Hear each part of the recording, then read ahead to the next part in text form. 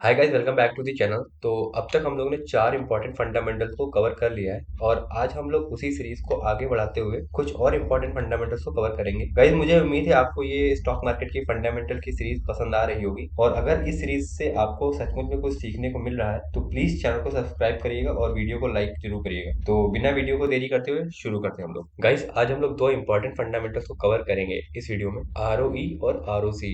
तो शुरुआत हम लोग आरओई से करते हैं। गाइस, किसी भी बिजनेस की शुरुआत पैसों के बगैर नहीं हो सकती और अगर आप वो पैसा अपना खुद का लेकर के आ रहे हो बिजनेस में या अपने बिजनेस की इक्विटी दे करके लेके आ रहे हो जिसपे आपको ब्याज नहीं देना पड़ रहा है और आप उस पैसे से पूरे साल भर में जो भी रेवेन्यू जनरेट कर रहे हो तो उस पैसे को गाइस हम लोग रिटर्न ऑन इक्विटी बोलते हैं, जिस पर आपको किसी भी तरीके का कोई भी ब्याज नहीं देना पड़ता है। एग्जाम्पल के लिए गाइस हम लोग यहाँ पे टाटा स्टील लिमिटेड को ले सकते हैं और टाटा स्टील का प्रेजेंट टाइम में आरओई है जो कि 7.28% है। कहने का मतलब ये है यहाँ पे कि टाटा स्टील में जो भी पैसा आया होगा जिसपे उन्होंने किसी भी तरीके का ब्याज नहीं पे किया होगा, उस पैसे से उन्होंने जो भी साल भर में बिजनेस किया और उससे जो भी प्रॉफिट या रेवेन्यू जनरेट किया वो रेवेन्यू यहाँ पे दिखा रहा है 7.28%। मतलब वो रिटर्न यहाँ पे जो आ रहा है वो 7.28% दिखा रहा है। आरओई का सिंपल सा फंडा ये है, वो पैसा जिसपे आपको ब्याज नहीं पे करना है और उस पैसे से आप बिजनेस में जो भी रेवेन्यू जनरेट करते हो उसको और उस पे जो रिटर्न आता है उसको हम लोग आरओई के नाम से जानते हैं। अब हम लोग बात कर लेते हैं गाइस आरओसी के बारे में। आरओई और आरओसी में फर्क बस इतना है कि जो भी पैसा आप आरओई में लेके आते हो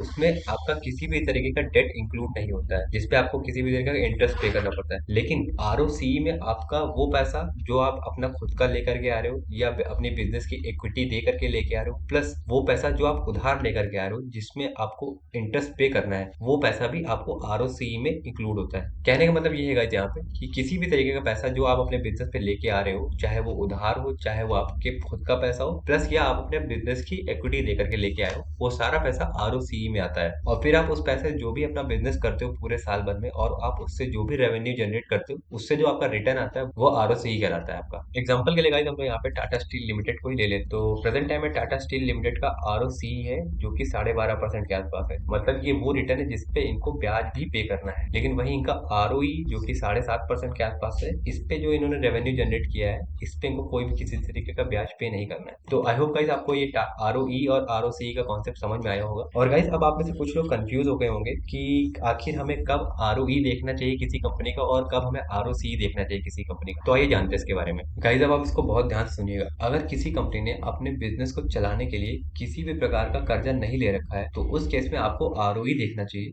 और यही इसका उल्टा, अगर किसी कंपनी ने अपने बिजनेस को चलाने के लिए कर्जे ले रखे हुए हैं तो उस केस में आपको आरओसी देखना चाहिए, जिससे आपको उस कंपनी को शॉर्टलिस्ट करने में आसानी होगी और आप एक क्लियर डिसीजन ले पाए। आई होप गाइस आपको आज के फंडामेंटल समझ में आए होंगे। अगर आपको किसी भी तरीके का कोई भी डाउट हो तो आप कमेंट बॉक्स में पूछ सकते हैं, मैं आपको वहां पे रिस्पॉन्स दे दूंगा आपके डाउट का। और गाइस अगर आपको वीडियो अच्छी लग रही है और आपको फंडामेंटल की सीरीज पसंद आ रही हो तो प्लीज चैनल को सब्सक्राइब जरूर करिए और वीडियो को लाइक करिए। और गाइस आज की वीडियो के लिए बस इतना ही, मिलते हैं हम लोग अगले वीडियो में, तब तक के लिए बाय बाय।